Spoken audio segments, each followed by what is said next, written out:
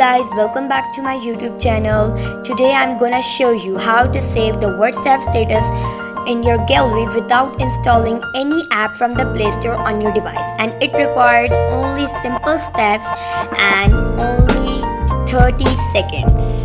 Okay, can you imagine? Only 30 seconds. Okay, so let's start. First you have to open the app, that is My Files. Then this page will be appear and you have to click the internal storage. Now this page will appear and there are so many options you can see.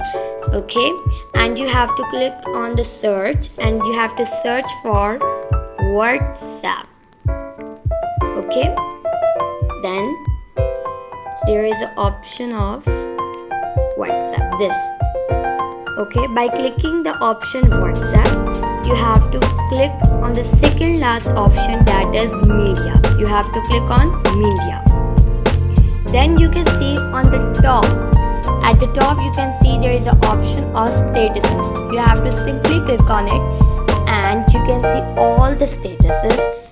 Okay, and you can save any status that you want to save. Okay, just like I want to save this status, so I will click it and you have to click on the gallery and your status will be saved.